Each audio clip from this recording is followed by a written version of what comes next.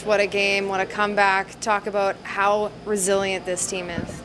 I think that's what the 18 games in the regular season does for you, as you play in those battles. And, we've been in the tight ones and we've lost the tight ones and we won the tight ones. We won in overtime.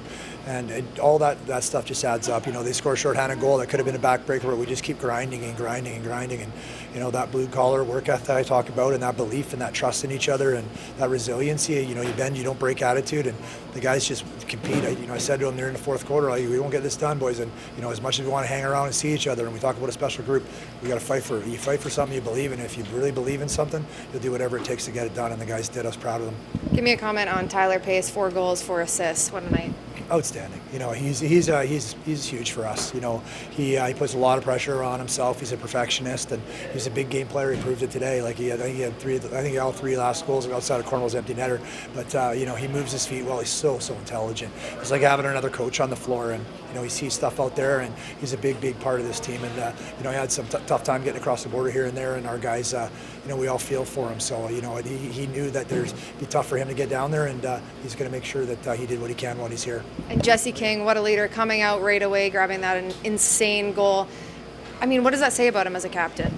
Yeah, you want your leaders to be your best players, and it's one thing about leading with this, and there's one thing about leading with this on the floor. And Jesse leads with this, and he leads with this, and he leads on the floor. So, he's a very passionate guy, and we talk about being calm, and being calm is contagious, and we talk about playing with passion and playing with heart, playing with grit, and that stuff is contagious as well. So when your captain is willing to go to the dirty areas and take a pounding and do whatever it takes for the guy next to him, and a 100-point guy, he'll get in the mud and the blood and the beer, like I've said in the past, and play dirty if you got to play dirty. He'll get in the corners, he does whatever, and when your leader's willing to do that, everyone follows. And what about Delbs? He admitted to us he knew he gave up 6 on 9. He even saw that, and then he was able to pull it together and backstop you the rest of the way. This might be maybe 105th time that I've said I never worry about Christian Delbanco. Yeah. I'm going to say it again. 106, right? I don't worry. Okay. No, I don't. Not a chance, Lawrence. Not a chance. So I worry about Christian. He's a phenomenal player. He's a phenomenal competitor. He's a phenomenal goaltender, phenomenal person. He's a massive part of our team. I know when the game's on the line, you watch, that wasn't by fluke. They had chances right on top of it. Our defense wasn't good. We had some holes. We hadn't played in a week. I know they hadn't, but they got to the net a couple times. We made an adjustment at the half, and Delbs see the ball and he stops the ball. So rough start to start, but he finished like he can. And again, there's nothing but 1,000% trust with Christian Delbanco. It never wavers ever, and that's one thing about our team. We don't look at the scoreboard and judge things on the scoreboard.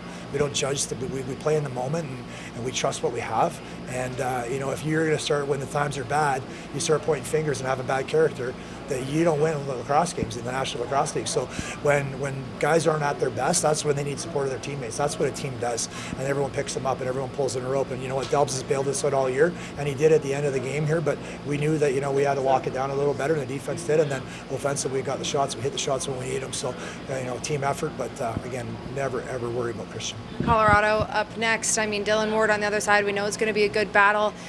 How do you prepare for this one? You know what? They're a very well coached team. Some of my friends coach that team, and Patty Coyle and Bishop and Bryder used to be here in Calgary. So they're very well coached. You're not going to trick them on anything. They grind, they compete. Their models are very much the same as ours. We kind of grew up in the same models with Dr. David Cox, Pat Coyle, and I. So we got a lot of the same philosophies. They're built very much the same we are. They got a really good offense, and we got a good offense by committee. And they got a good draw guy. We got a good draw guy. They got a great backhand. We got a great backhand. They got a great goalie.